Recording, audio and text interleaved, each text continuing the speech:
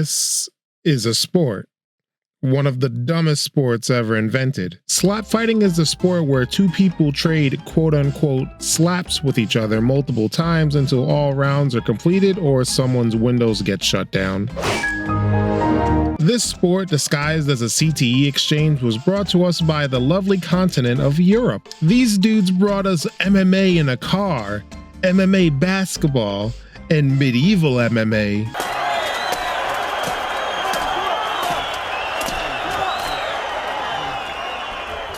I'm pretty sure this guy is dead. Slap fighting was popularized in the late 2010s with many internet viral videos. Lurking in the shadows watching this is Dana White.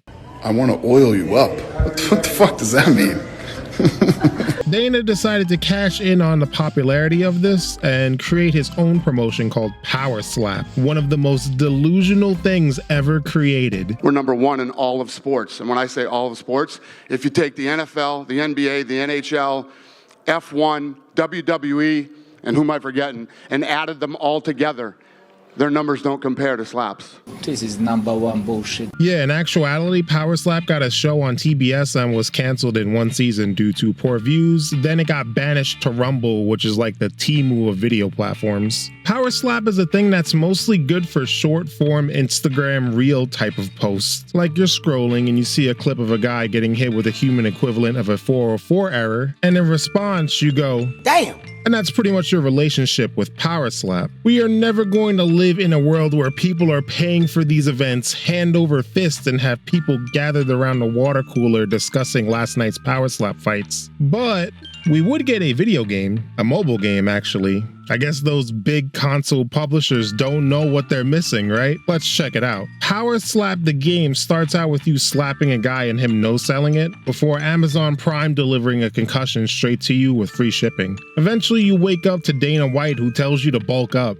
So we train until we run out of money. So in turn, Dana puts you in front of a slot machine to hit. Bro, why not just pay me? That's fucking illegal. So you have this energy thing that you use to slap the slot machine, which gives you cash, energy, and many other little collectibles. Once you run out of energy and you have no more cash for training, you're screwed. The only things you could do is to wait for an hour for 5 energy. Not a 5-hour energy, which sounds better to be honest, but that 5 energy is practically nothing unless you are away from the game for multiple hours, which will then add up. You could watch ads or participate in these playable ads. Oh, damn, my man's out here shotgunning polar bears? These things are almost endangered and we're over here chopping them up. There's so much meat on this man's back, you think it's a Diddy party. Or you can just buy stuff. Yeah, this is a mobile game and these things do have microtransactions here, there, everywhere. Hey, listen, if you ever feel like a gigantic loser,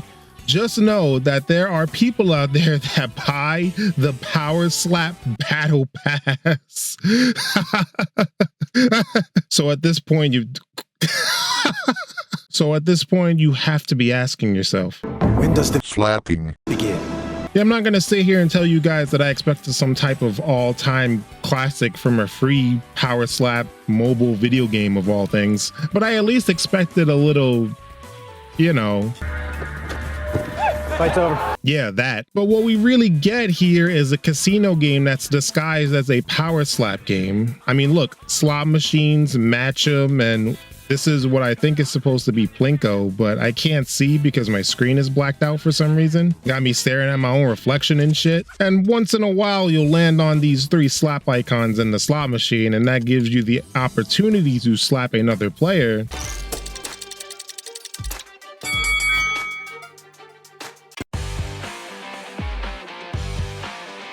Right.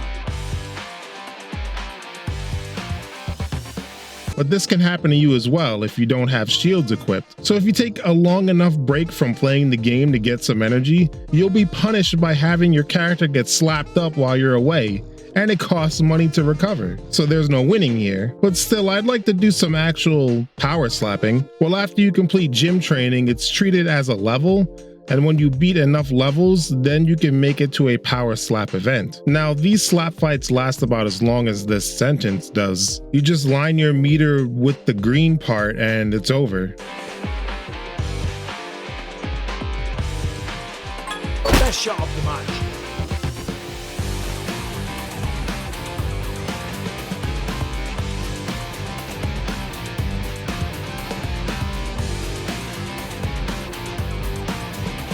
That sucked. Like it's impossible to fail. And as soon as you win, Jesus gives us a sign that he's up there by dropping a new slot machine down from the heavens. If you get far enough, there is this alternative way to play. Like all of a sudden we're drawing cards which do damage. You could draw multiplication ones to multiply damage, or you could pick wrong and pick the division ones, which make your damage even smaller. Once again, this isn't anything that's even remotely skill based, it's just more luck and randomness. You can't even do anything to minimize the slap damage. Your guy just sees a slap coming and says, I'ma eat it. Ah! My turn, Yugi boy. He's dead. so this isn't even really a career mode. This is like that gambling thing in Legends of Wrestling 2, but instead make that like 95% of the game. For a mobile game, it's alright. I got really lucky at one point and somehow hit for $1.5 billion, and I was even first place in whatever the hell this ranking is supposed to be. Now, I just want to clarify that I did not spend any money on this game, okay? So yeah, continue on. No, I didn't. I did not spend any money. I got some time put into this game before I treated it like every other mobile game I've ever played and power slapped it into the uninstall pile. Now, it's worth noting that whatever version I'm playing is different than the earlier ones. Earlier versions of this game is actually like what you'd imagine a power slap game to be like. There's actual training and there's power slap fights with coin flips to see who goes first, defense and rounds. What the hell happened? If I had to guess, this version of the game performed badly, so they revamped it with all these casino games to try and trigger the gambling center in your brain to spend money, which it didn't do. Shut up. But I also think these changes were just made, which makes this whole video a crazy coincidence. I just saw a power slap video on a reel and I just decided to say, hey, I wonder if they made a game, and they did. So it just so happens that I made a video while this new game-changing update was made. During the game, you'll sometimes get asked to join the Power Slap Game Facebook group, and I did out of curiosity. Besides looking at some guy's ass, Mike Tyson style, it's just an ordinary group of people who just ask for friends so they can acquire the collectible cards in this game. I'm genuinely surprised it's this active. But in any event, Power Slap the Game is a game that has no slapping in it. Sounds like the owner should take advice from the game.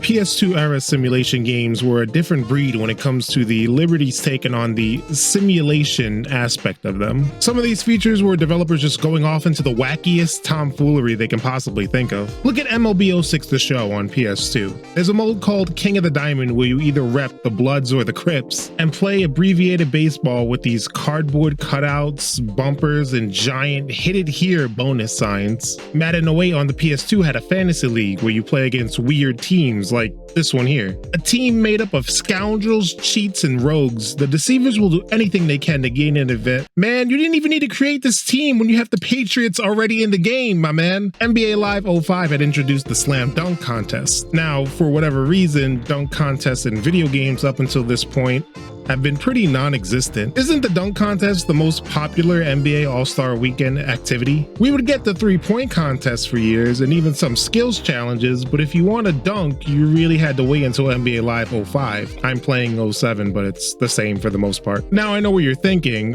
What could be so crazy about a dunk contest? Well, you know how Jordan won 87 dunk contests by dunking from the foul line? Well, we can dunk from the foul line. We could dunk from the foul line doing a cartwheel.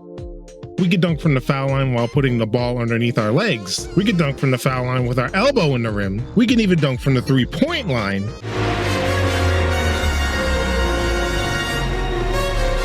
Okay, no you can't, but that's only the tip of the iceberg. Let's jump on into the actual contest. Is narrow the field down inside. We got trouble, right? Go, come on. Oh, man. Okay, this isn't working. That's why we go to dunk school. This is where you can practice. Practice? Yes, practice your dunks. I mean, listen, we talking about practice. Now, this isn't as simple as running up to the basket and pressing the square button. Dunking is in 3 phases. First, pressing a face button to start the dunk, then pressing and holding another face button, then releasing that face button at the perfect time to finish the dunk. This already gives a lot of potential combinations, but dunks change when you consider the fact that where you dunk the ball changes your dunks. Also, the shoulder buttons are modifiers that change your dunks when held. This is how you can do this cartwheel that can surely get you qualified for the Australian breakdance team. You can also spin the left stick around for rotations for your dunks, which leads to completely crazy 720 dunks. Uh-huh. Check this out. Wait, he did 2 of them, EJ. That he would did be 2 360s. 720. I didn't think that was humanly possible. That's only what you would tip. Crash Bandicoot ass dunk. But we're not done yet. We have the ability to throw the ball too. Bounces, tosses off the backboard, off the shot clock, the camera, the Jumbotron. This is crazy. And it's not just tosses, it's kicks, fists, elbows, knees. Sounds like a damn MMA fight. Sometimes I trigger new tosses by accident, so I spelunked the deepest, darkest mid-2000s gaming forums and found some forum posts on different types of tosses. We're doing quarter circles with the right stick and shit. Am I tossing basketballs or Hadoukens? Anyway, we see all this stuff we could do, like Arnold's jump shot from Hey Arnold, and yes, he actually shot the ball like this, not just free throws. Even soccer moves, between the legs, backward shots. Trust me, there's a lot, and experimenting is the name of the game. Still honors the shot clock. Let's see if he tries the same thing again or if he'll go with something else. That's twice, Greg. He's right. Or if you're ever tired of just dunking, you could turn this into a trick shot contest. Now that we all know this, let's get into the lab.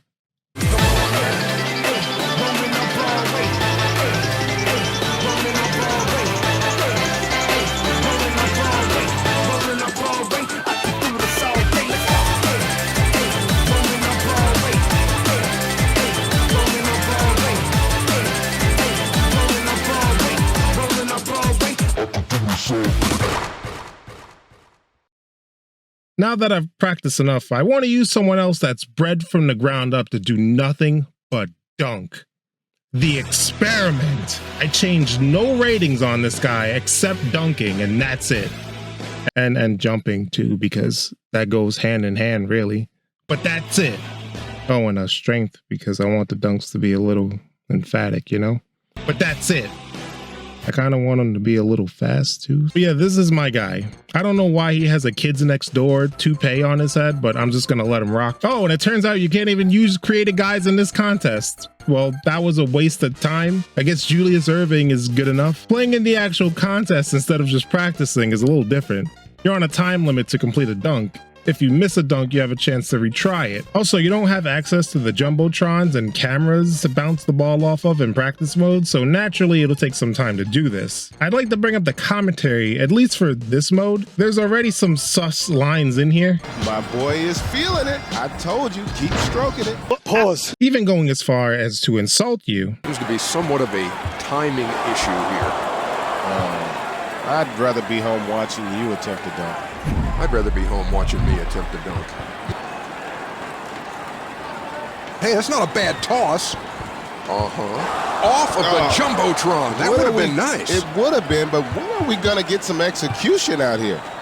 I'm all for his execution. Perhaps lethal injection. Wow, thanks for telling me I should die by execution, rated E for everyone basketball video game. This was also said while I was controlling Kobe, so...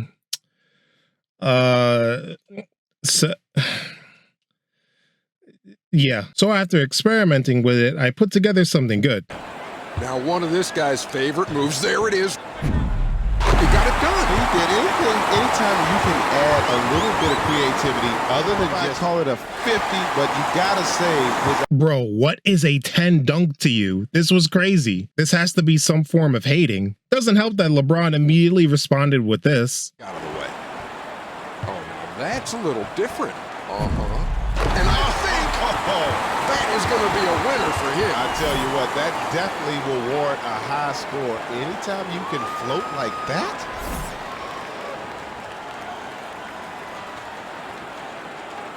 Oh, that was nice. Off the Jumbotron into a OBJ one-handed catch into a dunk. Can't compete with that. The more and more this goes on, the more you realize that it takes time to get good at. It's definitely not a mode you could just jump into like you can with the Parappa the Rapper gameplay in the modern 2K Slam Dunk contest. It's especially hard when I'm being told to die every fail attempt. It gets a little easier when you know what dunks would be an automatic 50 score, like the washing machine spin cycle dunk and the cartwheel into double underleg. Man, this actually sounds really silly. The computer goes from hitting the most mind-shattering shit you'll ever see to doing just like a WNBA type of dunk. Interesting to watch them and see if you can replicate it. And after you win, that's what you'll be doing, just in the lab working on different tosses and modifiers to get your dunk. There's also this little mini mode where you and another player can be playing at the same time to try and get a high score.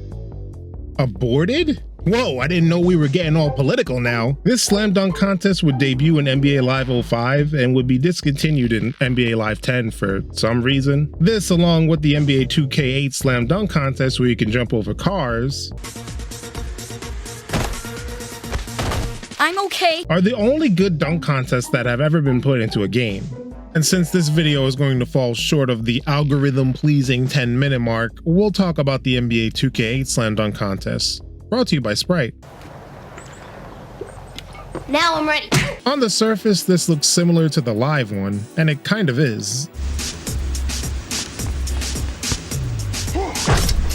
The dunks are the same 3-step process. You have your crazy tosses and you got the cartwheel. Do you have the trick shots?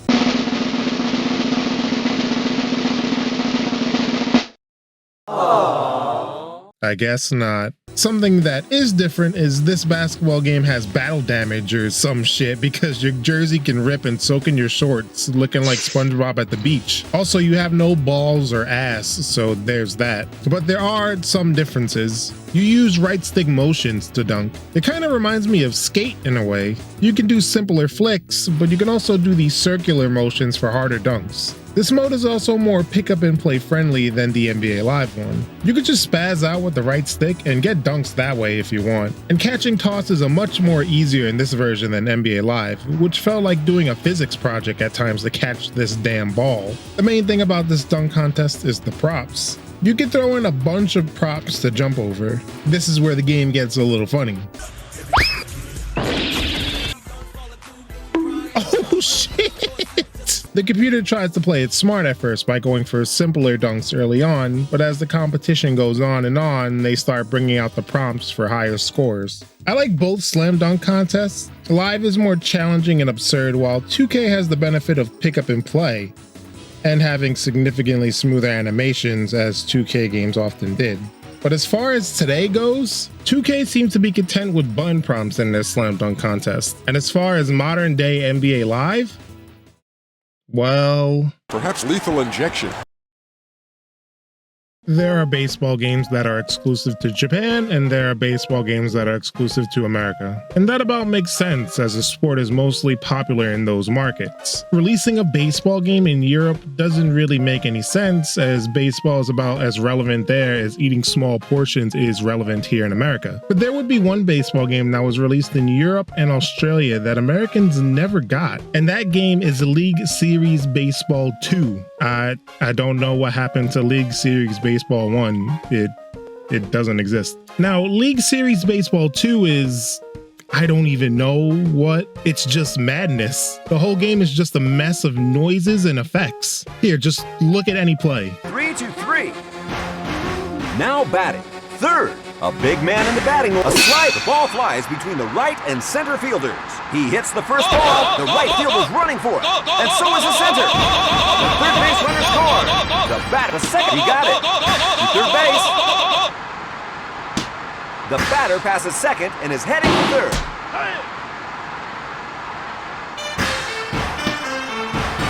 A timely 3-base. There's a lot to take in here. It kind of reminds me of those soap operas in India.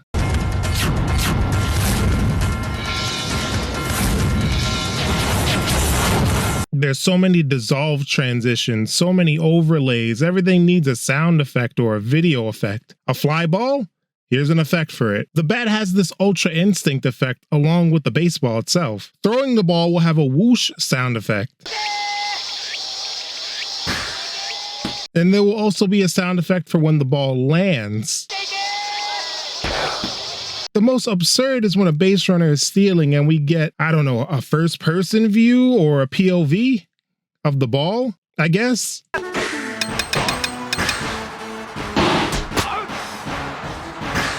The presentation is just all over the place. During each at bat, Nick Cannon and his drumline crew whip up some music in the middle of the at-bat. Not gonna lie, some of this is kind of good.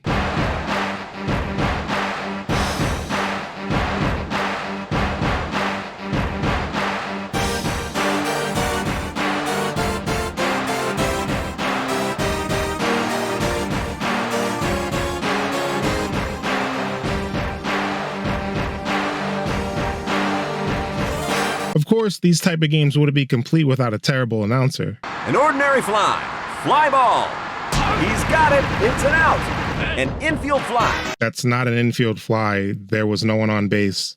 He's staying in position. It's a sacrifice fly to the center fielder. That's not a sacrifice fly. There was no one on base. Center fielder.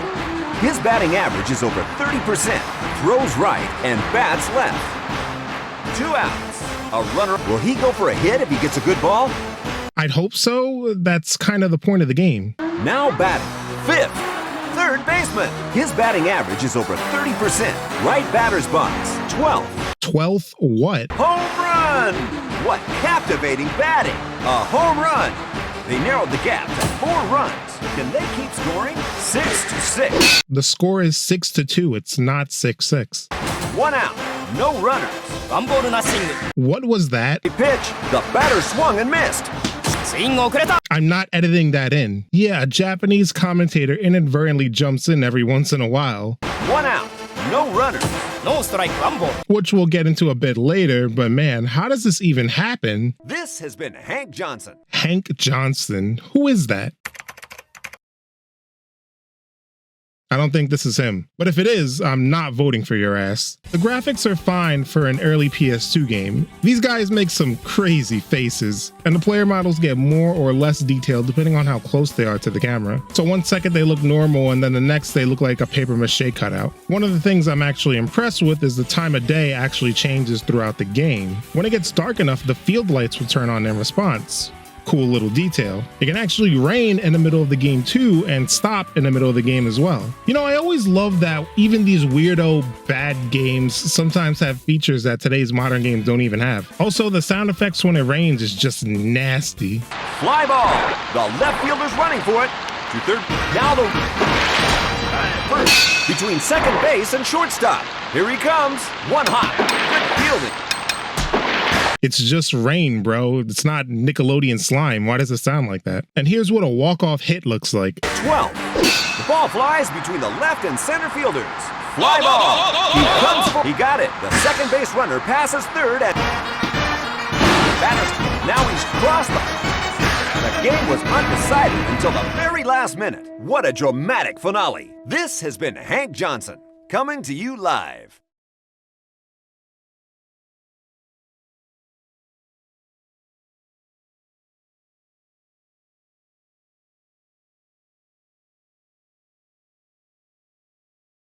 Why is a walk-off the most subdued part of the presentation? They'll show a regular fly ball with overlays and sound effects, but a team getting a winning hit sounds like a funeral service or a game of golf. Let's make a little noise here, huh? We could talk about presentation all day, but does the game play well? Not really.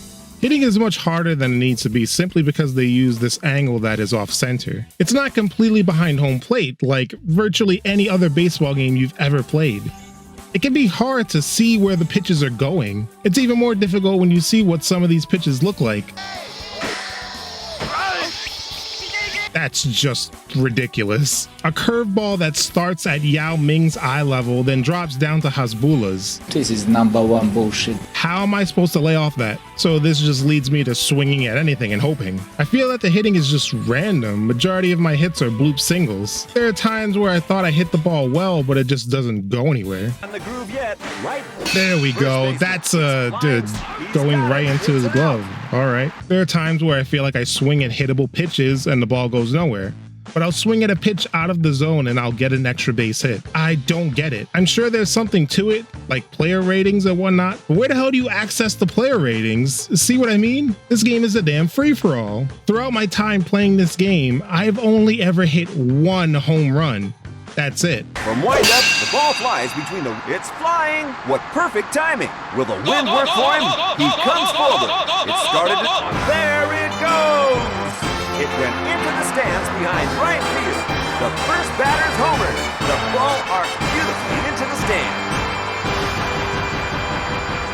And there's no options for this game. Nothing.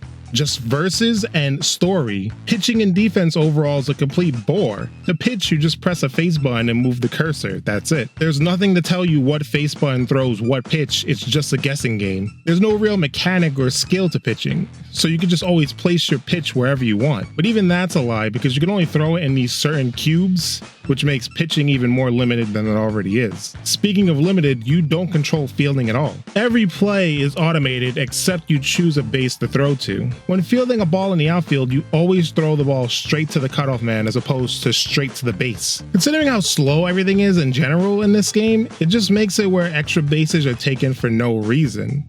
The whole gameplay is not very good, but there is a story mode here. Now, not unless I'm mistaken, there is no footage of this game online, so I am the first one, which is pretty cool, I guess. You start out by picking your team. Now, there's apparently thousands upon thousands of teams to choose from, which is pretty crazy. These teams are all high schools. Yes, this is a high school baseball game. Since this is high school baseball, what's with this fully grown-ass man on the cover? After you pick your team, you create yourself. Yeah, I meant to spell game day. It's just a typo. I didn't notice it. Come on, don't be that guy to make some kind of immature comment. Don't be that guy. After that, you get introduced to the coordinator. No, sorry, the co-ordinator. I've never seen it with a hyphen before. Well, I'll be damned. It's apparently a thing. The more you know. You can talk to me in the club room by pressing the circle button. Cool. When you have got an important thing to talk about. Geez. Bad English Central. Also, it looks like they don't even believe in apostrophes. Talk to me by pressing circle. Okay, I got that already. Talk to me by pressing the circle, but god damn, I know. You can talk. All you do when you press circle is that she says our strength is as even as theirs. What, strength like a Dragon Ball Z battle? What are you even talking about? So the premise of this mode sounds pretty good, but it's too bare bones to be worthwhile. You can change your uniforms and that's really it. You can't even look at your own roster of players, set lineups, pitching rotations, though there's only 3 pitchers anyway. You can't do anything. You just press circle to hear this girl and then you play your game. I ended up winning my tournament and then we had to practice for the summer tournament.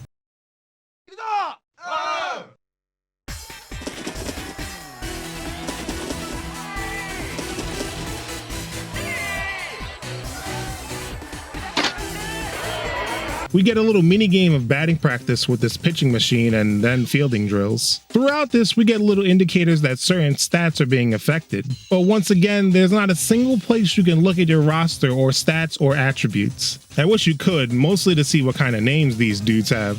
You a racist? Like, what kind of name is this? How would you even pronounce this? When you check your rankings, you get this vague graph about the team, but what about individual players? It's just not a thing. I stopped after winning the tournament. I can't really take this anymore, to be honest with you. Funny enough, the game has a PEGI 12 rating because of language, and I really tried to find out why. Maybe at the end of the season, your co-ordinator just says, "Fuck!" But here are the questions. Who made this and where did it come from? It's Japan.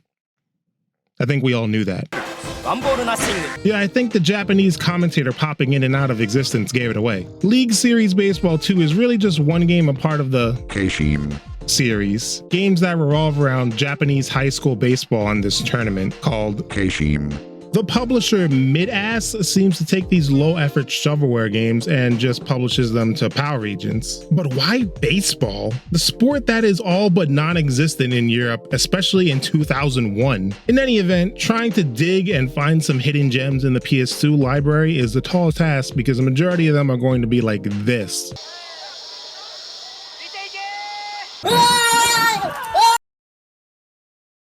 Madden. Some people love it, some people hate it, some people use it to build their NFL rosters. Since Madden is annually released, they need stuff to implement into their game in order to avoid the whole "this game is the same as last year" shtick. And thus, each game has some weirdo features that pass by only to disappear a year or so later. Now, the first thing I want to talk about isn't even technically a video game feature, but when the hell am I ever going to talk about this? Madden 15 launched, and one of the ideas that EA thought up to get get some constant advertising is to have the fans do it. This is called Madden Giferator, or however the hell it's supposed to be pronounced. And you can go to this website and create Madden GIFs. Now, EA was hoping for something like you watching a football game and your team scores, so you go to Madden Giferator to instantly create a GIF that's talking smack. But that didn't happen. What actually happened was, instead of that corny shit, we get things like our education system is horribly flawed. Yeah, I get my social commentary from decade-old Madden memes. What about it? Where the white women at? Electronic Arts ruined Mass Effect 3. And Taco Bell Aftermath. Yeah, just tons and tons of this stuff, and I doubt anyone actually used this unironically. In fact, I'm pretty sure half of the GIFs that were created were not even made by people who watched the sport. There was this one user who created a Bring Me to Life lyric video where the lyrics were displayed with Madden GIFs, and at the very start of the video, he admits he doesn't even watch football. What a weird one-time experiment this ended up being, and I'm surprised EA thought people would use this like the way they intended to. Shout out to the guy who made a Rules of Nature video with these GIFs.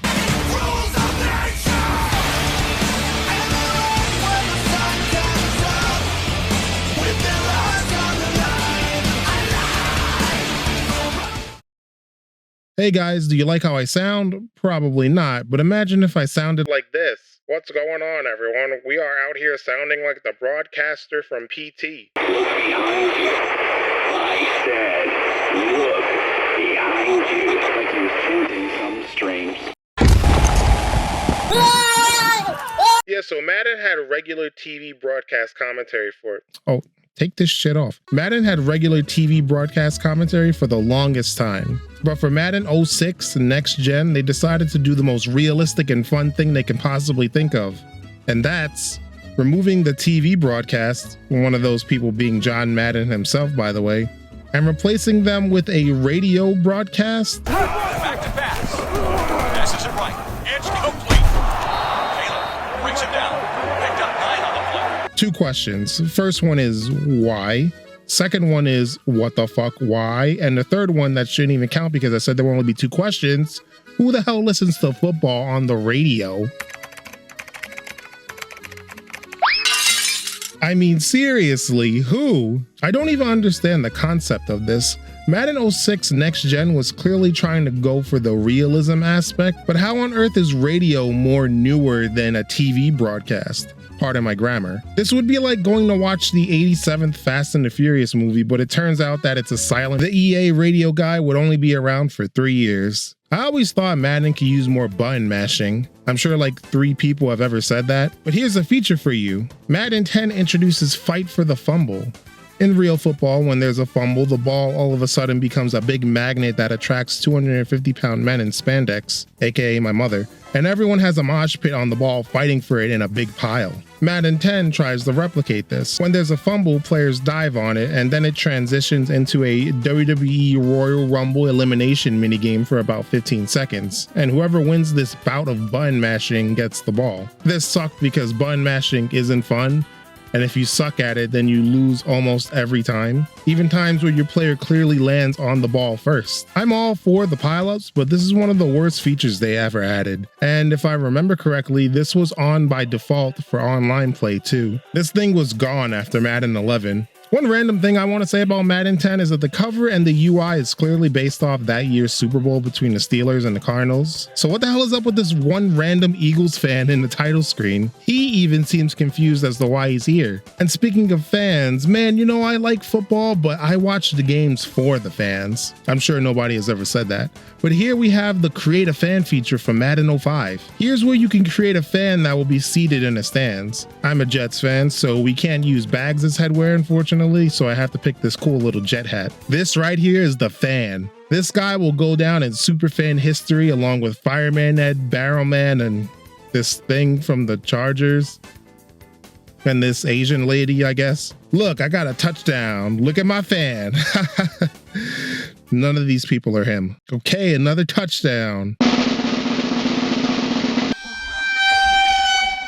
Where are you? Okay, one more. Where is he? Someone knows where he is. I guess my guy is one of those dudes who dresses up at home to watch the game. Madden 09 was a weird game. The cover athlete, in addition to being a reverse Robin Hood, retired and then unretired and went to the Jets, thus making the cover and any screen showcasing him in Packers gear to be completely outdated. But besides that, EA went with this weirdo theme of holograms. Yeah, so John Madden materializes in front of you like he's Cortana and tells you to take a Madden test. And that's the feature. There's a Madden test where you are tasked to do several things, and after doing those things, you are given an IQ score. The purpose of this is to make you a better player and assess how good you are to set up a difficulty setting for you. The thing is that this doesn't really work. This really doesn't play like regular Madden because these icons that appear above the defenders' heads aren't a thing in the real game. So it's like, what's the whole point of this? And once again, the holograms.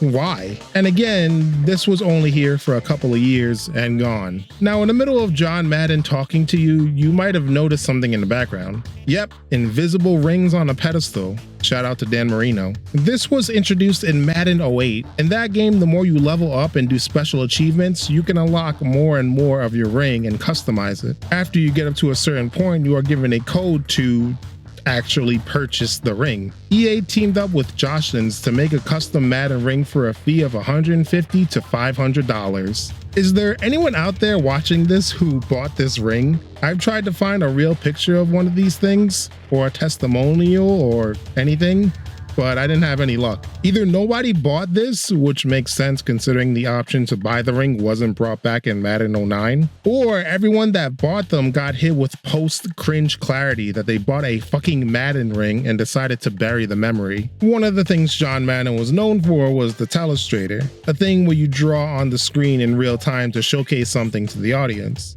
These would often be humorous, sometimes for the wrong reasons.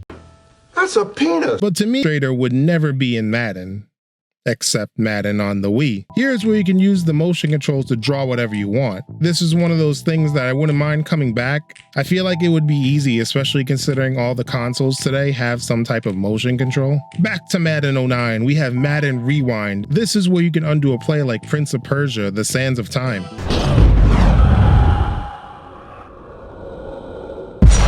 So this can be used as a learning tool, but much like Madden IQ from earlier, it's just not implemented all that well. Most people just used it to undo a mistake and get a second chance.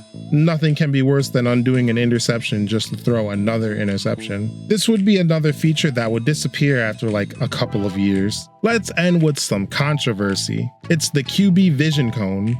The QB Vision Cone is a feature that's supposed to be more of a challenging way to play QB. Each QB has a vision cone. You're supposed to use the right analog stick to guide this thing and highlight the receiver you want to throw to. If you don't highlight him, your passes are going to resemble Skip Bayless because they're going to be hilariously inaccurate. The QB you use determine how big the vision cone would be. For example, Peyton Manning's eyes might as well be the sun because he lights up the whole field. Compared to a lower level QB, if anyone ever asks you if size matters, just say yes and reference the Madden QB vision cone. Now there's this great debate on if this feature was good or not. Some people thought this was too cumbersome to be used. Others thought it added a level of realism because you had to go through your progression like any QB would. Which side do I fall on? The filthy casuals that need to get good, or the sweaty dudes who need to touch grass? Yeah, I'm sorry, I'm a casual. This feature is balls. The overall consensus is that yes, this is way too cumbersome and not realistic.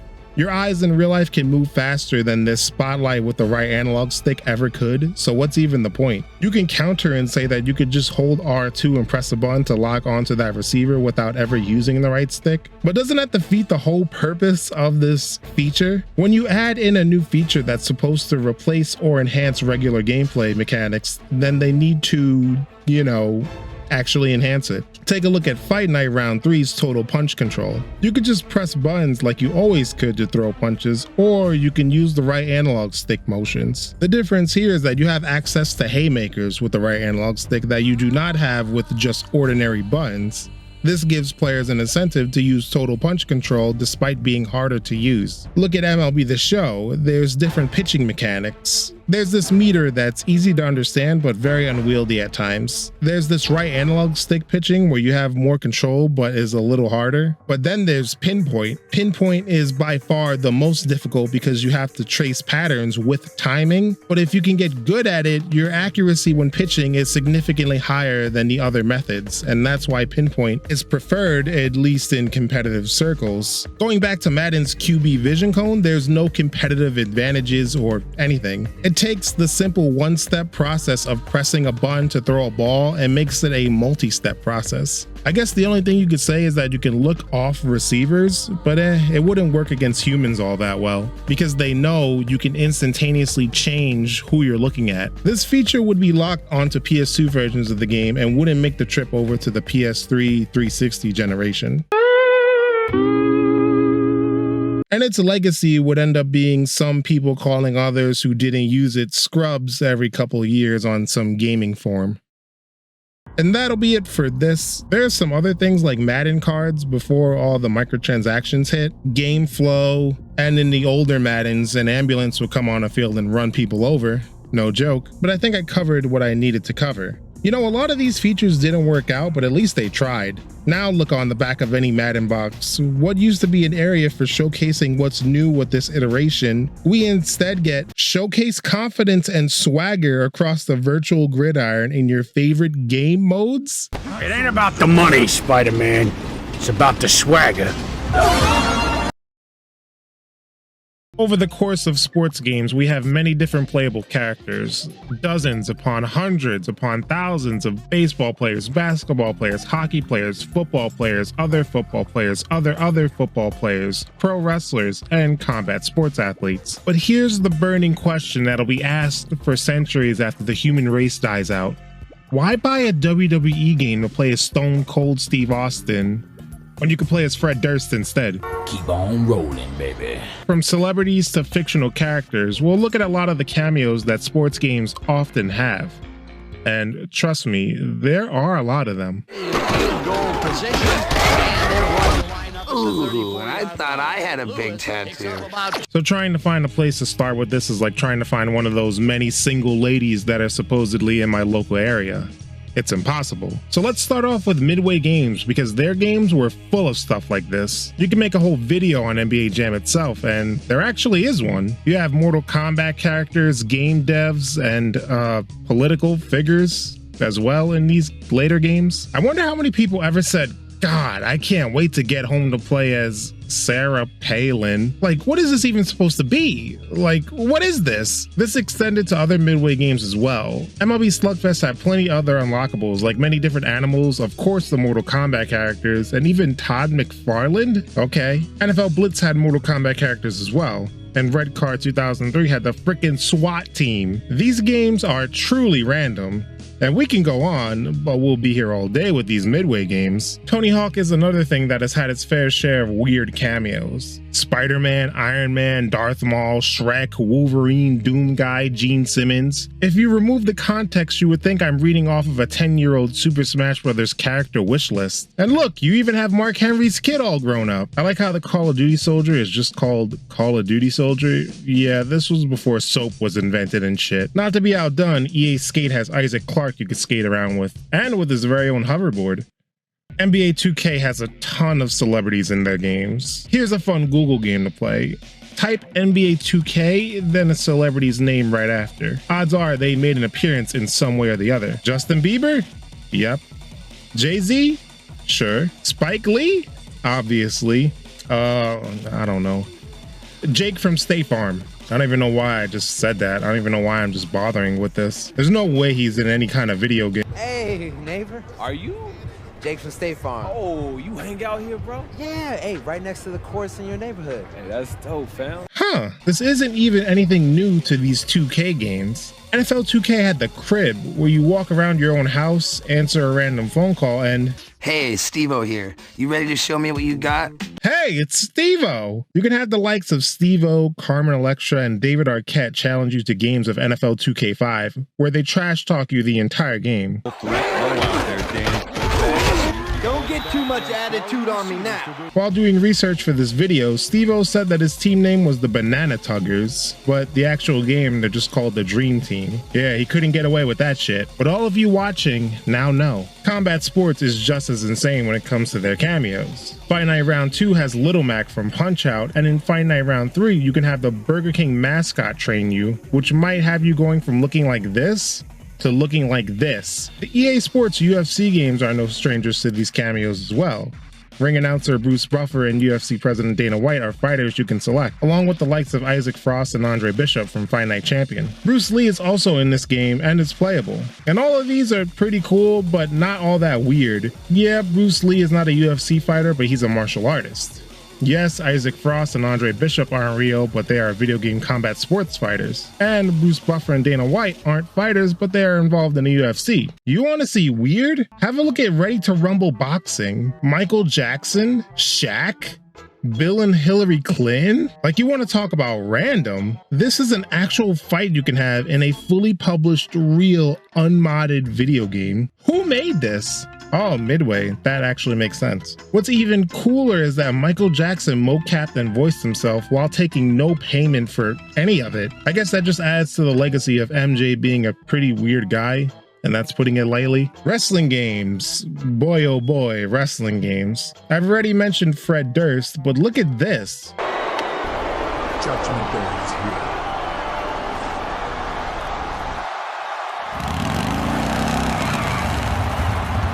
And approaching the ring, from the year 2029, Arnold the Terminator Schwarzenegger. Yes, the freaking Terminator for reasons. I mean, WWE games should just go full-on Mortal Kombat at this point. Bring in RoboCop and Rambo while you're at it. Mike Tyson and a damn hoe already made an appearance in these games, so maybe we're already there. And if you're a big Popeyes fan like me, you can beat the shit out of Colonel Sanders because he's in WWE 2K18. Well, they give you the formula to create him, but he's in an official trailer, so I'm counting it. Just when you thought things were normal, we have those EA WCW games. These games suck, but the developers had a great time making it because everything you could possibly imagine is in these games. 1 second you're scrolling through some poorly cut out pictures of WCW wrestlers, then you're scrolling through these random ass dudes, and then it's just, what? Huh? Santa? WCW NWO Revenge has characters that are literal embodiments of the developer and the publisher. AKI Man and THQ Man. AKI Man always looked like Pepsi Man to me. And apparently he died? I'm not even gonna attempt to go down this rabbit hole. Let's look at Snoop Dogg. You know the thing I said earlier about Google and NBA 2K with a celebrity's name? Yeah, scrap that. Do that with Snoop Dogg instead. Madden? Yep. Wait, it's your... Yeah, rapper, producer, entrepreneur, Snoop D-O double G. Please believe it, that's me. He even has his own card. UFC? The dude narrates. Well, here's a small glass of it right here. Hawaiian punch with no ice. No, matter of fact, give me a couple ice cubes. Yeah, there we go. There we go. That's the Hawaiian punch I want right there. There it is. Thanks. Okay. NBA 2K? The guy did motion capture for the mascots.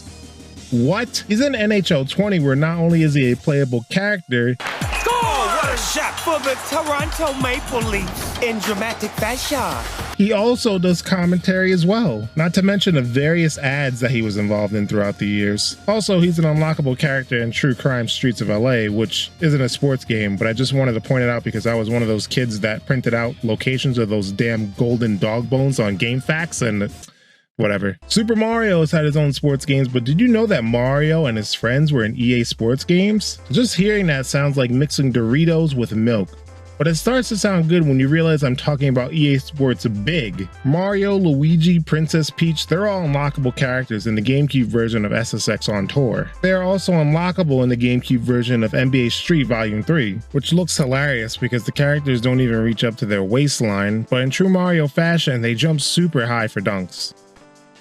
Let's take a look at Shaq. Shaq is an anomaly of a guy. He's a basketball Hall of Famer, yet he's involved with some of the weirdest things ever.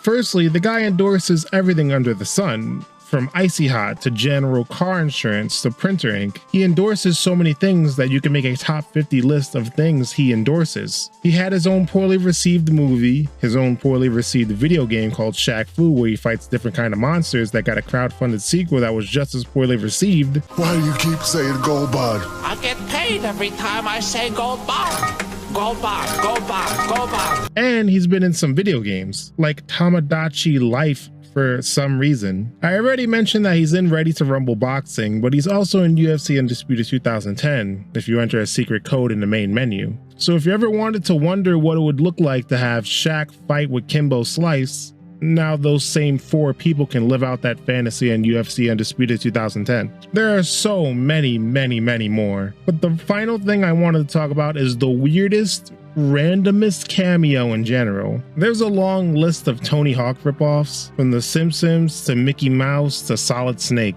You got a game called Razor Freestyle Scooter. It's a game that's a Blockbuster exclusive. You want to know how many good Blockbuster exclusive games there are? Zero! You can cut off all my fingers and I'd still be able to tell you with hand gestures. This game is long forgotten, except this one little thing. If you unlock every single character in the game, you notice one that kinda stands out. Don't defame my image. Yep. Mr. August 1st warning himself, Tito Ortiz. Like, why? What's the benefit here? I don't think Tito Ortiz being in the game increased sales. His inclusion in this game makes about as much sense as Tito Ortiz trying to string together a coherent sentence. Come on down. Any day. Monday through Sunday, 4 to 10 p.m. Sunday through Thursday. Friday, Saturdays, we're open until 12 p.m. That just raises further questions. I searched online and there's nothing really about this. I came to the conclusion that Razor and Tito Ortiz are both stationed in California, so maybe they have a connection? No clue. I also noticed that the publisher is Crave. At first, I thought to myself, who the fuck is that? But then I remembered that Crave is the exact same publisher that was behind some of those crappy UFC games that came out around the same time as this Razor Scooter game. So maybe this was cross promotion, I guess? Since Crave had the rights to UFC fighters, maybe they just decided to throw a fighter in there? It's similar to the Tony Hawk games, how they had Spider-Man and all those other Marvel characters because Activision published both titles. You could just add this to the list of weird things Tito Ortiz has been involved in.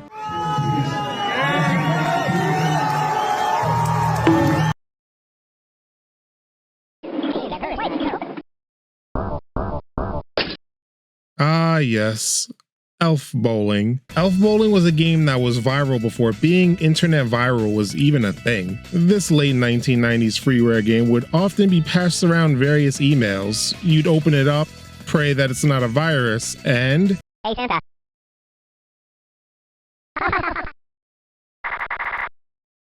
Who's your daddy? You get that? This game was popular with the same type of old heads who repost memes with the Looney Tunes or the minions from Despicable Me. Elf Bowling itself is a fine little game. You pretty much just stop the meter and the ball goes to knock the elves over. You can't move Santa, take an angle, put spin on the ball, or really do anything besides pressing the space bar at the right time. The gameplay is whatever, but the main highlight and novelty is the concept of the game itself, and the little taunting things that the elves say.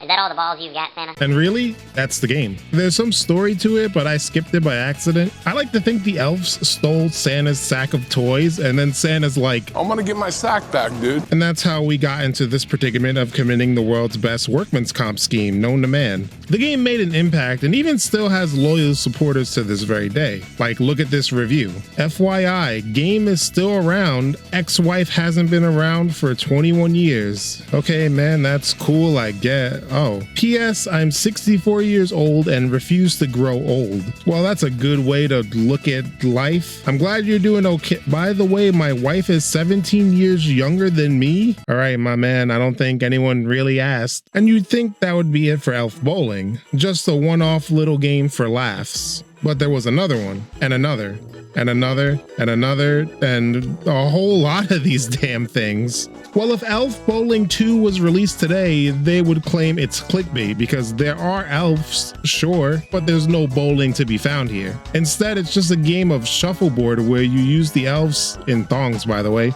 and slide them across the board. The story here is that Santa's brother, whose name is Dingle, proposes a bet where Santa's wife is involved and it's an unmentionable wager. Bro, Dingle can't be trusted around anyone. He's trying to create a son that would also be his nephew at the same time. As far as the game goes, it's what you'd expect, just with 200% more ass cheeks. Are you looking at my butt? Like, this is looking a little crazy at points. The gameplay is standard shuffleboard. You slide the elf into a designated zone, and if you get him on the edge, it's worth 400 points. Was that you?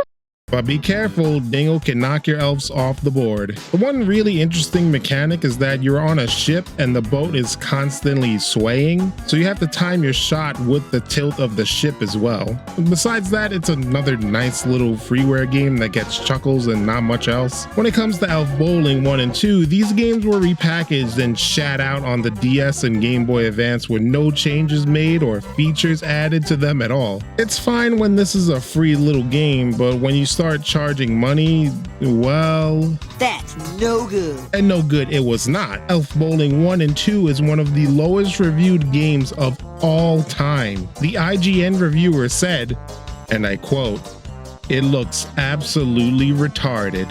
Hey man, that's not cool. Elf Bowling 3, another game titled Elf Bowling that has no bowling in it. This one is just whatever, and it starts to wear a little thin at this point. The elves grab Santa's wife's bra and you slingshot them into these targets. Hey, I've learned that you can keep shooting long after you think you're finished. Try those thumbs. Oh, buddy. Not really much else to say, to be honest. What I will say is that the journey to play these games from here on out is a complete struggle. I'm over here downloading and implementing virtual Windows machines and shit. Got me shifting through decades old internet posts looking for just the tiniest of crumbs of hope. There was a Elf Bowling collection that was going to be released on the DS, and it would have contained the first 5 games, and that would have made my life getting these games a whole lot easier. But it never got released. Probably because Elf Bowling 1 and 2 was, and I quote, absolutely retarded. I eventually got Elf Bowling 4, aka Super Elf Bowling, to work, but it's only the trial version, so oh well. Elf Bowling 4 earns the name Super because this is actually a game that's deeper than a Cartoon Network Flash game. Super Elf Bowling is in 3D, has multiple characters, multiple arenas, multiple game modes, and the gameplay has been improved because there's actual physics now. Who would have thought? And how can you not love that elf humor? Nice pickup, just like your old lady. I'm so over this shit. Though an improvement, I still don't see anything worth anything. Elf Bowling 5 is a virus? Damn. Come on, man. Yeah, I don't know. I can't play this. It's another line game anyway. There's no bowling. It's just a simple game of bocce ball. Yeah, sorry. This isn't worth the Trojan. Elf Bowling 6 is once again lacking any bowling in it. This is one of those launching games. I don't know how to explain it, but anyone who's played Flash games knows what I'm talking about, or you've probably played a game like this before. You launch the elf as far as you can while running into obstacles that hinder or help your progress along the way. Once again, this is just another whatever game that's worn thin 4 games ago at this point, and I kind of felt like that's what these games just are.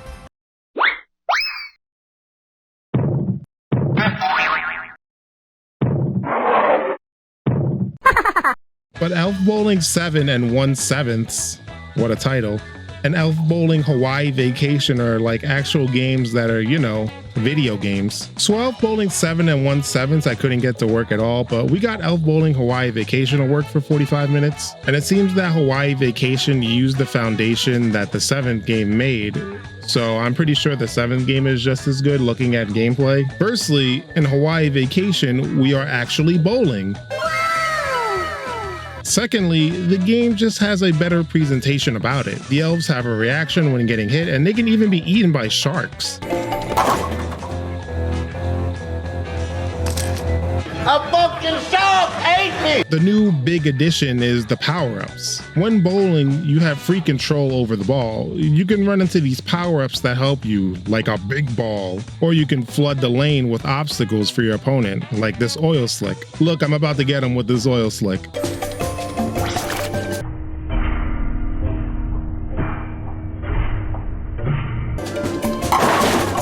This is #1 bullshit. The elves and the humor is back, this time spouting dated internet references. Chocolate Rain, Leroy Jenkins. Unfortunately, my trial ended with a big bang, as does this holiday special that I hope turns out at least semi-decent, I don't know. Elf Bowling is the quintessential you had to be there type of game. Today, when I play these, I'm like,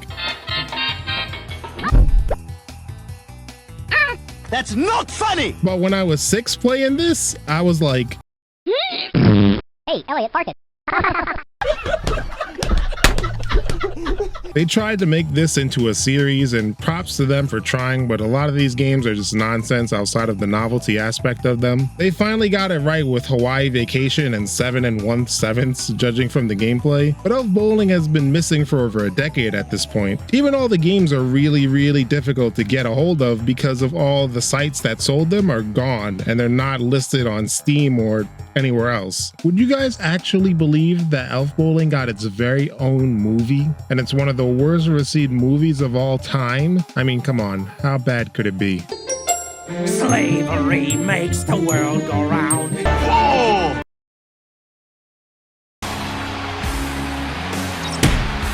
What? If you have $20, boy, do I have the game for you to not spend money on. If 5-Star Wrestling came out within the last 5 years, I would have been completely convinced that this was some game that was made in dreams in about a day. The roster consists of rip-offs. Like, I'm not kidding. They have Randy Orton in the game, but they change everything about him ever so slightly. This is Randy Orton, the man who hears voices in his head and has the ability to hit his finisher, the RKO, from out of nowhere. Now, this is Andy Organ, the man who sees visions in his head and has the ability to hit his finisher, the RAO, from out of somewhere. Two completely different people, obviously. I'm my original character! And this extends to the whole roster. Goldberg? No, it's Iceberg. RVD? No, it's Harvey D. I don't know who this is supposed to be, but I got a strange feeling that we should check up on him. He just missed the last pay-per-view event. These wrestlers also come with their own rip-off theme songs, which I might add are the highlight of this game.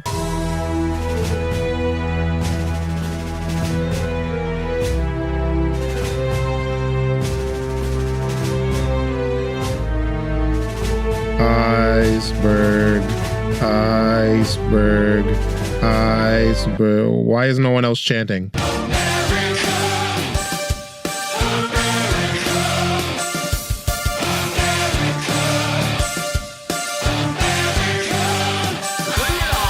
When am I supposed to say you suck? Oh, I mean, when am I supposed to say you stink? The main one being Andy Organ's theme. I've seen inside my head a vision, never the outcome you'll be wishing for.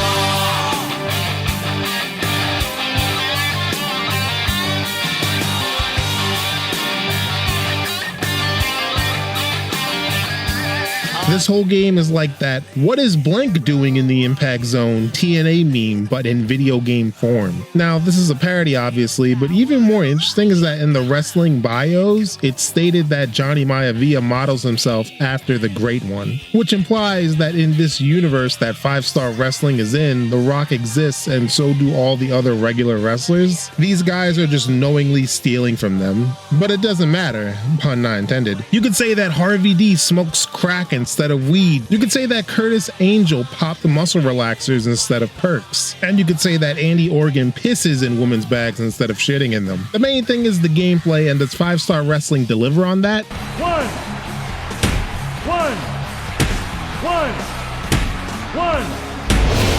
Hell no! This game will make you all nostalgic for old wrestling games, but unfortunately it's not the games like No Mercy or SmackDown. It's the games like WCW Backstage Assault. There's only 8 wrestlers in this game, and the match types are pathetic. There's no multi-man matches, I guess because a tag team match would involve half the damn roster. No cage, no ladders, no anything. You know what we do get? Everyone's favorite match. A pinfall match. What the hell is even that? I can't believe this is a thing. After going through the super deep gameplay tutorial, you come to find out that the actual gameplay barely works. It's the jankiest thing you can possibly play. I feel like it's a 50-50 chance on if something will work as intended or not. I don't think he foresaw this vision. It really just boils down to the game just being really ugly and really janky. Even outside the ring, there's nothing here. No weapons, you can't throw wrestlers into things, there's no interactables at all. Outside the ring is just a larger area for you to wrestle in. The most frustrating part about 5-star wrestling is that there are good ideas and mechanics in this game, but the problem is that they're in this game. One of my biggest annoyances in WWE games is that limb damage is ultimately worthless. It does nothing besides getting you closer to a submission. 5-star wrestling has a system if you damage legs enough, the wrestler would have a harder time performing any lifting moves. And you know what? That's cool.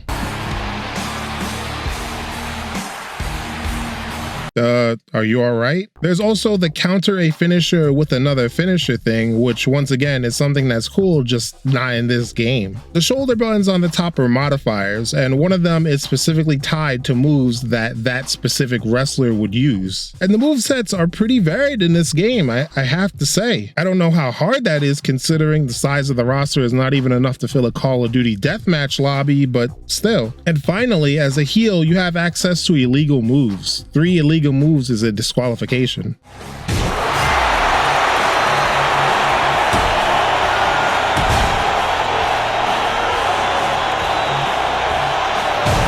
Wow, this crowd of 0 people really hated that eye rake. While this stuff is good, once again, it's all in a game that can't even handle a wrestler throwing a clothesline.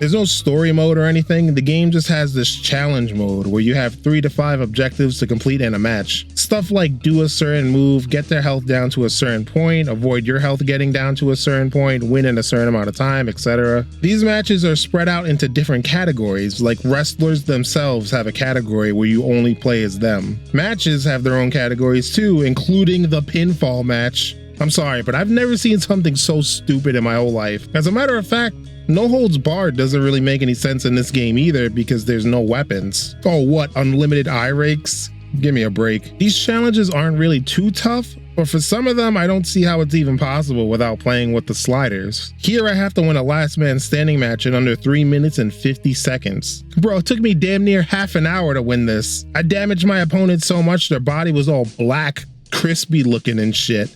And he was still getting up. It's not even like I have a table or anything to put him through to keep him down. Even when I won just narrowly by a femtosecond. After completing challenges, you spend them in this store to unlock costumes, different match types, and arenas. It's nothing really worth it unless you really want Iceberg to put on some jeans. And really, that's 5-star wrestling. No creator wrestler, no championships, no nothing. A game with the quality of a failed Indiegogo project that didn't make backing. Now, it's worth noting that I'm playing 5-Star Wrestling Regenesis on the PS4, which is, I guess, a updated version of the original 5-Star Wrestling that was on the PS3. So what's updated in the Regenesis version? I don't know! Honestly, besides some character changes like Andy Organ having a mohawk, I don't know what the difference between these two games are. It is really hard to search up anything on this game because firstly, outside of the memes that the wrestlers' songs generated, nobody really cares about this game. And secondly, I keep getting Dave Meltzer's 5-star ratings like I give a damn. So I tried looking up 5-Star Wrestling social medias. Their Facebook is gone.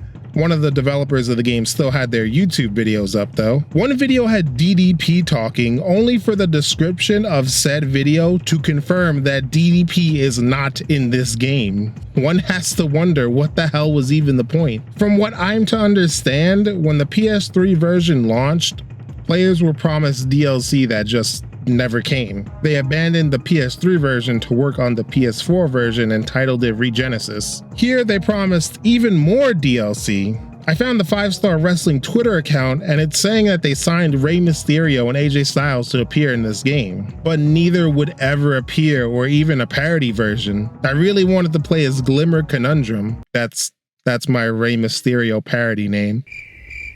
No? Okay, I'll go back to the drawing board with that one. Now get this, the re-release of 5-Star Wrestling Regenesis was made to coincide with the wrestling promotion. Yes, that's right, these dudes made a wrestling promotion too. And it's not filled with parody wrestlers, but real ones. Rey Mysterio, RVD, Carlito, Drew McIntyre, John Morrison, or Johnny 5-Star, I guess. So I don't know the specifics of why this ended up failing, and this is a whole nother beast and off topic for me. But apparently one of the final shows that they produced was John Morrison announcing a 128-man wrestling tournament, only for the tournament to never come, and him announcing said tournament got cut off mid-announcement by the TV network. 128 wrestlers across.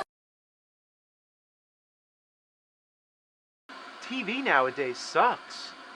The funny thing is that during any of these televised wrestling shows, the video game was never even mentioned. That's almost as dumb as having DDP in promotional material, but not in the game. Or having a pinfall match. Or having your almost decade-old terribly received wrestling game still being $20. Screw it, actually the pinfall match is fucking stupid.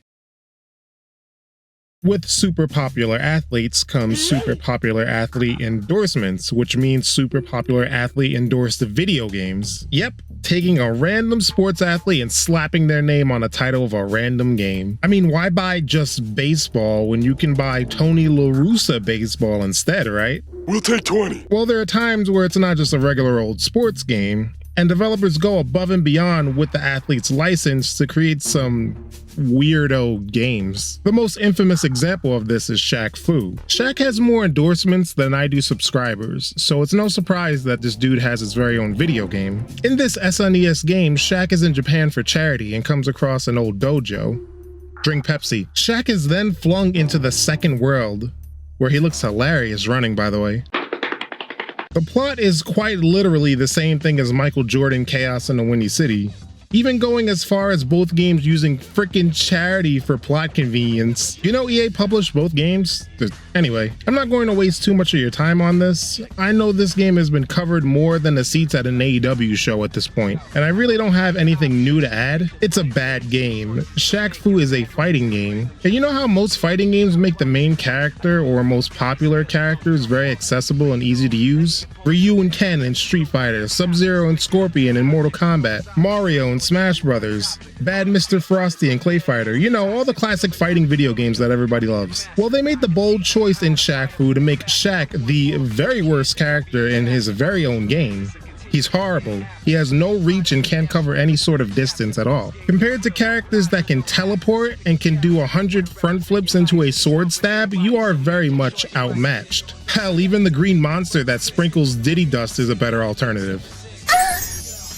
What are Shaq's special moves? He can do this flaming kick, which looks similar to a normal kick that he has, just with a flame animation attached to it. You have to get real close to use it, and it does very minimal damage.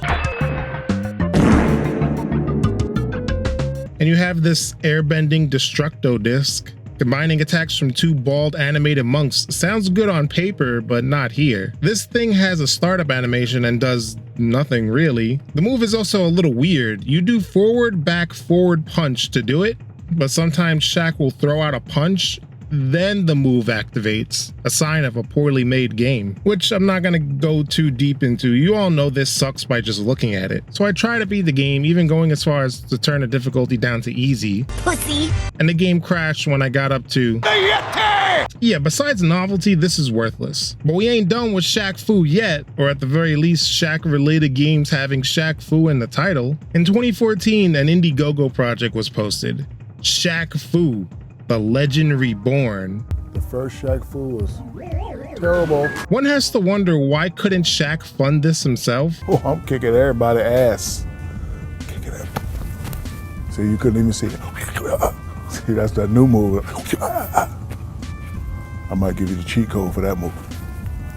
Oh well, it made backing, and upon starting this game, you come to find out that it's nothing really like the original Shaq Fu. You are not Shaquille O'Neal, famous basketball player. You are Shaquille O'Neal, an orphan that was thrown into a bag in a river and adopted in China, where he meets his master named Yi Yi. I'm assuming he's called that because of his haircut, but he never takes the hat off. And of course, he is taught martial arts because China. Basketball isn't even a thing he ever does, and it's only mentioned like once. Don't be a fool, Shaq.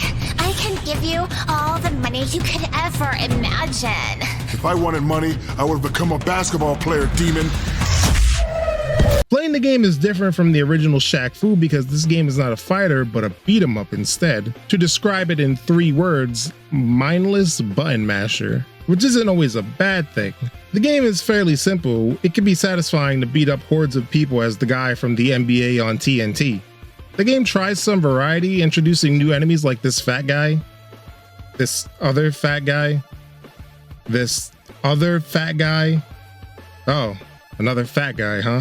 They eatin' good in this universe. There are also weapons like signs, this green thing, rocks to push, and 7 kabillion barrels. There are these parts in the level where you transform into the Big Diesel or the Shactus. Shactus. Now I'm a giant cactus? Who designed this game? This is where the game throws what feels like the entire population of China at you. The Shactus shoots pin needles and Big Diesel does anime rapid punches and has one big AoE attack. I don't really hate this. Sorry if I'm going against the grain in a positive way for once. It's not a good game by all means, but I enjoy my time with this more often than not. But it has to be said that this is still not a good game.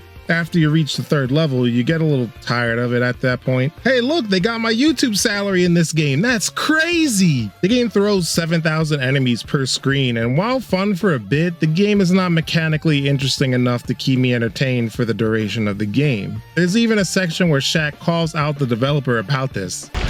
Stop, stop. Hey, game designer, get down here. Yes, the Shaq, I hear. Stop with the unlimited enemies. That's some free-to-play crap. I thought it was good idea. What do you think this is, Flappy Shack?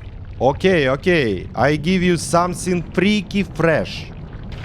And then they just continue to throw thousands of enemies at you. Like, there's no blocking, no countering, you have the world's most pitiful dodge, only one combo, and the attempts to add variety are just copy and pasting the same things over and over again. Like, I'm kicking rocks down a hill to knock enemies over, and I do the same here, and then the same here. How many times are they going to utilize these goddamn barrels like I'm Donkey Kong or some shit? It's funny because in the last sections of the game, they introduced this fat enemy that you can counter like any other action game. It just makes you wish you could do it more. See, that's that new move. Probably the most notable thing about this game is the story.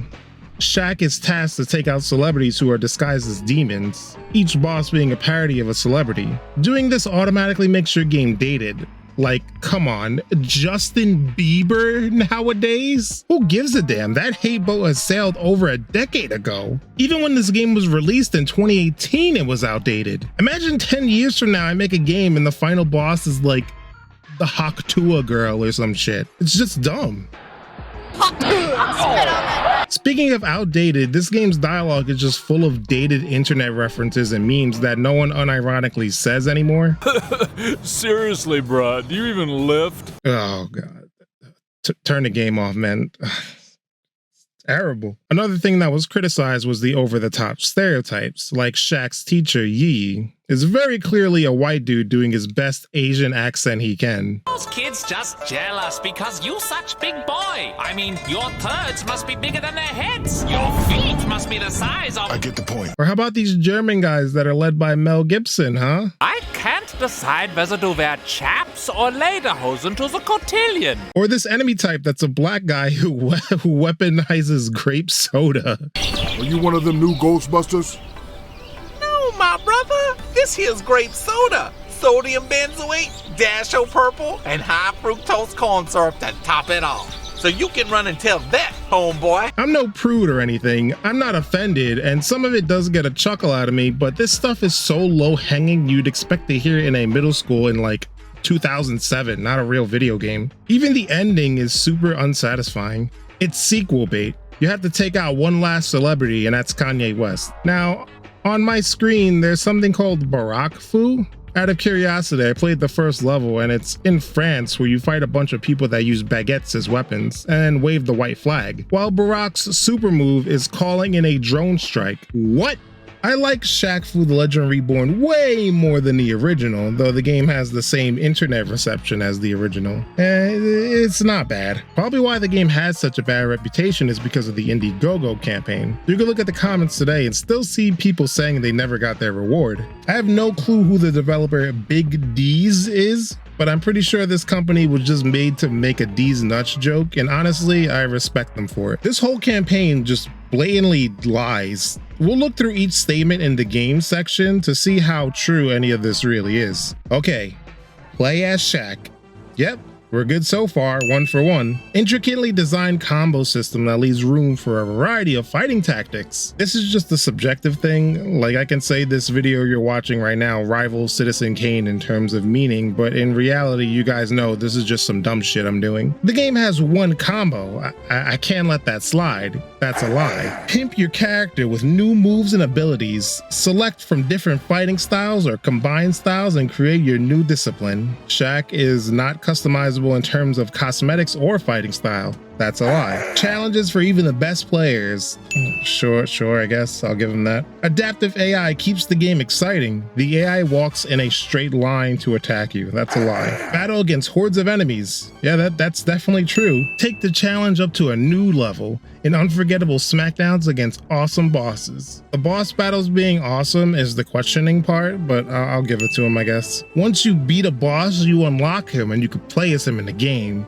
The most blatant lie so far. I don't even have a comment. It's just not true. Fight through the slums of Asian cities, on rooftops of skyscrapers, battle out inside buildings, seedy nightclubs, and cause mayhem in the market. Not really true. I guess you can argue the opening level is an Asian slum, but the rest of the game just doesn't involve any of that stuff. Smash enemies through the floor and leap down to a lower level. Barrage through walls and forge your own path. Smash furniture, toss enemies through windows, even collapse structures. Not true. The only destructible objects are some boxes and whatnot. A wide variety of melee, projectile weapons, as well as various everyday objects that can be used as weapons. Katanas, shurikens, baseball bats, the occasional basketball filled with the wrong type of gas, bottles, knives, and dozens more. Yeah, so that's a lie. There's signs and this giant green evil maraca and barrels. That's really it. Wipe out huge numbers of enemies at once. Hold down enemies with balls of steel, create earthquakes of unprecedented power, slam dunk baddies with ease. Don't know what any of this means? I'll give it to them because balls of steel reminds me of this old Duke Nukem video. Excuse me, who the heck is this? I've got balls of steel. Balls of steel, what is that? Modifiers that change your appearance and enhance your skills. This is like a half truth. You have Big Diesel and the Shaq list, but those things aren't mentioned here. And all this other stuff isn't there either. So I'll give him like half a point. Co-op gameplay. Lie. Build up your character and duke it out online. Lie. Discover secret environments that you might have missed. Not a thing. Host of challenges await that pit you against the best Shaq Fus in the world. This implies some type of online component which isn't there, so lie. Well, 5.5 out of 17, around 30%. Shaq is a better free throw shooter than a truth sayer. How crazy is that? All right, enough Shaq Fu for one video. Let's talk some soccer. It's football, not soccer. Geez, sorry, football, all right? Let's talk some football with Go Beckham Adventure on Soccer Island. Now, this game is like a Super Mario... Wait, Adventure on Soccer Island? Soccer? It's football, not soccer. This is a game that was exclusively released in Europe, developed and published by a UK publisher and developer, and stars an English player. So what the hell is with this word? Screw it, I'm calling it soccer. Take it up with these guys, not me. Anyway, David Beckham has had his own soccer games before, but they were traditional. This one is David Beckham saving the day killing monsters with a soccer ball. You start out doing this overly long tutorial where you take 2 steps and get a text box to explain what something is. You must be some type of crazy to think I'm reading that out loud. The goal of each level is to get the soccer ball to the goal. The soccer ball is the main tool in this game, which makes sense considering David Beckham is a soccer player. You have to kick the soccer balls into the enemies in order to kill them.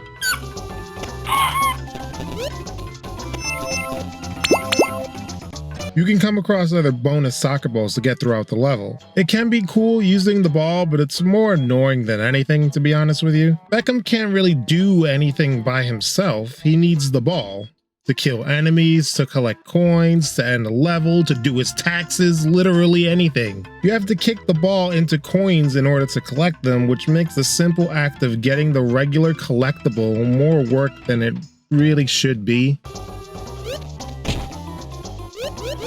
Nope.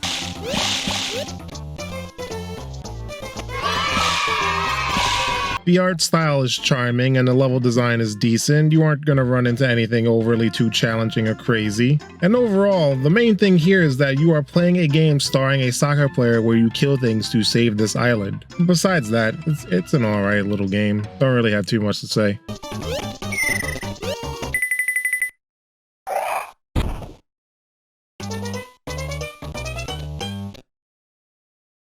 Sammy Sosa softball slam. I do love alliteration. Do you think Sammy Sosa has ever played softball before? He's not in this little intro video of the game. This game is a spin-off to the other game Sammy Sosa is a part of, High Heat. High Heat is so real.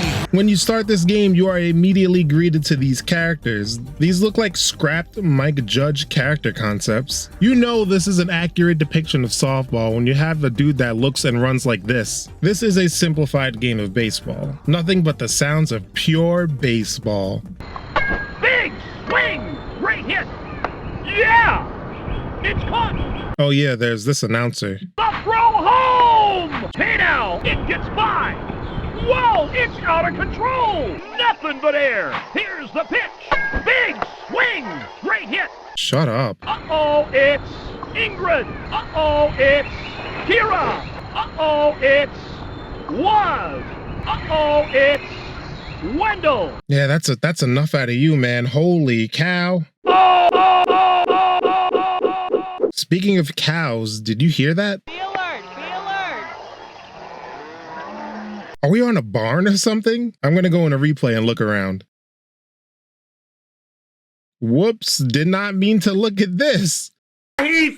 Since this game is pretty bare bones, they try and make up for it with noises and talking every nanosecond.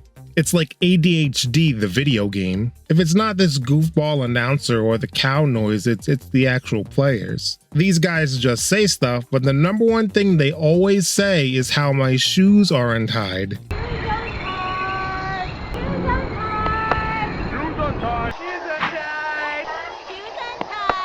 Okay, who cares? What is this? That one episode of SpongeBob? Who cares? Now batting, Sammy Sosa! I'm taking this one deep. That is not Sammy Sosa. That is some white guy. And when I say white guy, I don't mean modern day Sammy Sosa. The game has a tournament mode where you can participate with up to 8 teams, and this is really the main mode of the game. The gameplay isn't really anything special. It's softball that occasionally has a flaming swing for a home run. The man, the myth, the legend, Sammy Sosa! Come on, miss! Big swing! It's all yours. Incredible! It's out of here! I don't know if they were going for an arcade feel or not. I think pushing more into the arcade feel would be beneficial for this game, but it doesn't really do anything well at all. From presentation to bare bones gameplay, the only thing I can commend them on is the ability to customize players, which is something that some modern games don't even let you do. Also, Sammy Sosa's body type is called Sosa. Please tell me what this means and how I can achieve it. This was doomed the second they made this a softball game. Like, who asked for this? This is like making a flag football game or a floor hockey video game, and this is the ending video after you win the tournament. It's just a bunch of, I assume, developers of the game celebrating while Sammy Sosa is at home counting the couple of dozens of dollars he made off the royalties for this game. Sammy Sosa High Heat Baseball 2001. Catch it. It's so real. Quarterback Attack with Mike Ditka. This is an FMV game, meaning full motion video. Essentially, this is a thing that was done mostly in the 90s, where they would make a game by stitching together real-life LimeWire looking footage. In Quarterback Attack, you have to avoid getting Ditka in your face. Wouldn't we all? Much like all of these FMV games, this game has a bit of a narrative. The star quarterback on the team is hurt, so they turn to you, the rookie, to have a great game. Once you start playing, it's unlike any football game you've ever played. I've seen comparisons to NFL 2K5's first person mode, but not even that does this any sort of justice. So you have control of the quarterback in this game, and I was fully expecting to tell you how awful this is, but honestly it does something different and it's competent. You have to go through your progression as a quarterback and see who's open. You can't really force it to a receiver if they're tightly covered. What you see is really important, especially during pre-snap. You see linebackers pressuring the line, so I run up the middle just to see if it'll work, and it didn't, which makes sense. Having a good drive is pretty satisfying. Like, I see my receiver break free, I throw the ball, and it's caught. You can get jump scared while playing this game because you could just be switching through receivers trying to find an open man and then like a damn indie horror game. The game does have some dumb little quirks that add up. Like, here's a play that's one-on-one, so I take a chance and the result is... Did this man instant transmission in on the play or what? See, that's that new move. Where did he come from? Trying to scramble is just, I don't know. You press up to do it, but it works when it wants. Since this is an FMV game where you strictly play as the quarterback, there are long instances where you are not playing the game. As a matter of fact, this whole B-roll you've been watching since the last sentence started, there is no gameplay from me here. The presentation in these games is always the highlight, better or worse, but here it's kinda eh. That over-the-top factor like Scottie Pippen and Slam City has isn't really there. See, white man can jump! It's a lot more down to earth with this chicken mascot and whatnot. I mean, sometimes you still have the goofy stuff there, it's just way less prevalent. A millisecond longer, and you'd have gone through the meat grinder. During halftime, you head into the locker room and Ditka gives you a breakdown of how you played so far. Let's take a look at these numbers. You're completing over 50%. Now that's good. Now with numbers like that, we should be able to get some points in the second half. No interceptions, squeaky clean. I like that. You've been staying away from the rush. Keep dancing around. Don't let those guys get their hands on you. Man, I know we got a rookie in charge. This kid's really got the stuff. So it's up to the rest of us to get behind him. So we're gonna do it? Yeah! We're gonna do it? Yeah! What I wanna do! That's how we gotta do it! Yeah! My favorite part about this is at the end, all the players are hyped and try and squeeze through this double door with a divider in the middle. And there's this one coach who smacks his head right on it. Also, I don't know if they told these players that this was an open tryout or what, but these dudes are tackling. Damn. Damn. God damn. Jesus Christ. After winning, you get different endings depending on what difficulty you play on, I believe, and you unlock difficulties with each win. This isn't a great game and doesn't really have Ditka in it all that much, but I'm glad something like this exists. It tried something truly different and something we won't ever really see again, mostly due to the fact that FMV games aren't really a thing anymore. You can run, but you can't hide. Bill Laimbeers Combat Basketball. Yeah, this was a game called Future Basketball, but it was rebranded with Bill Laimbeer, a player from the 80s Pistons who was known for playing some of that good old school physical defense that they don't be playing today. Now, before I get into how sucky this game is, spoilers, I want to go over the lore. Yes, that's right, this game has lore in the manual. In the 1980s and 90s, there was a legendary bad boy of professional basketball. As the roughest player in the league, Bill Laimbeer was known for doing anything to get the ball. Unfortunately, the basketball league didn't quite approve of his competitive style of playing, so they forced him to retire. The year is now 2030 and Bill Laimbeer has mysteriously resurfaced as the commissioner of the basketball league. How? I have no fucking idea. He's as young and vigorous as he ever was in his prime. Some believe that he has used today's cloning technology, but no one can say for sure. One thing is for sure, His objective to get back at those people who forced him to retire and play basketball his style. His first move as commissioner was to fire all the referees, eliminate all the personal fouls. He has also allowed major companies to use the cloning technology to create an army of incredible players. The players wear armor and compete not only for points but for weapons, explosives, and cash that are tossed into the game by the eager spectators. And finally, he puts himself back in the game. Man, I can't wait for this to happen in about 6 years. I can make clones of myself to get videos out faster. How much of an asshole do you have to be to fire everyone and just make everything based on what you like? Well, with a league of no rules, what does that look like?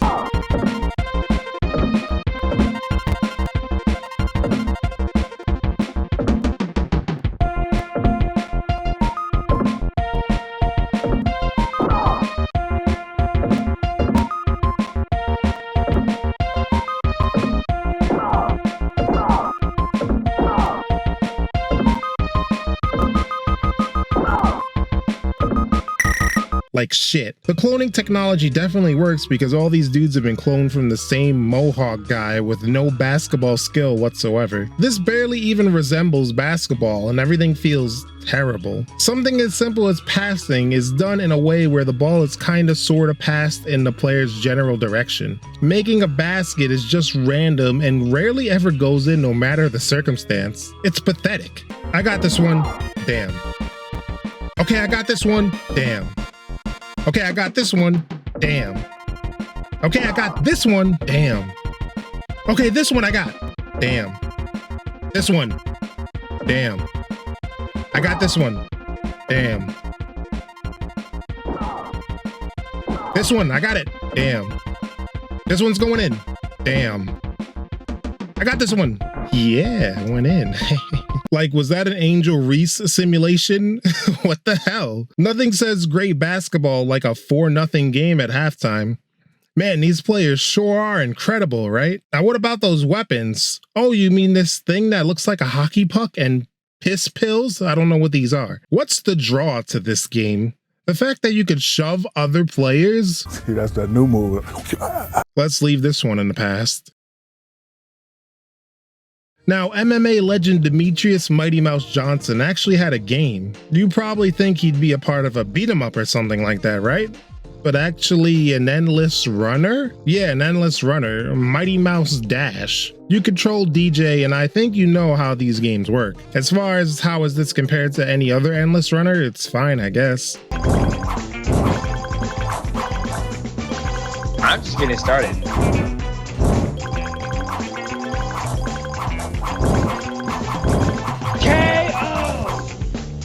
My favorite part is when you get this power up and you can launch cars like the opening level in Sonic Adventure 2. And when you use a revive, this gets a laugh out of me.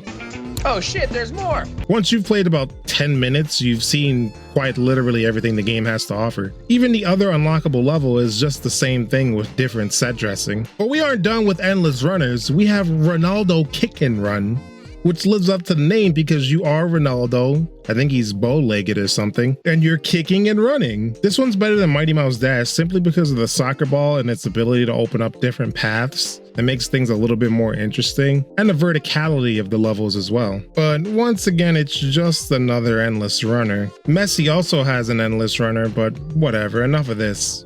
Going back to Ronaldo, did you know he had a Java game where he had to go to hell to play soccer against Piccolo in order to save the world? Well, now you do. Shut the hell up. Before we get into the final game, let's talk about some outliers. Hulk Hogan's Main Event is a wrestling game which would have been good for this video, but it's for the Kinect. I don't own a 360 or the Kinect camera, so oh well, brother. Same thing with this crappy looking Michael Phelps swimming game on the Kinect. Boy, I wish I could have done this. Doesn't this look fun? Michael Phelps looks thrilled. There's also Michael Jordan games, Scottie Pippen in Slam City, and Jerry Rice Dog Football, all of which I've covered on his channel before. So in case you want to see more stupid stuff, I got plenty of it on here. Ball. What's with all these basketball players having these weird games, by the way? The rest of the games I found were all really run-of-the-mill sports games, so if I happen to miss anything, write it down in the comments. Charles Barkley, Shut Up and Jam. This is a 3v3 street ball game starring Charles Barkley. And this is not the game we're talking about today. This is the beginning. Truly, it's all been started under the sky above. This is the beginning. Move on, stop and start and feel what you learn to love.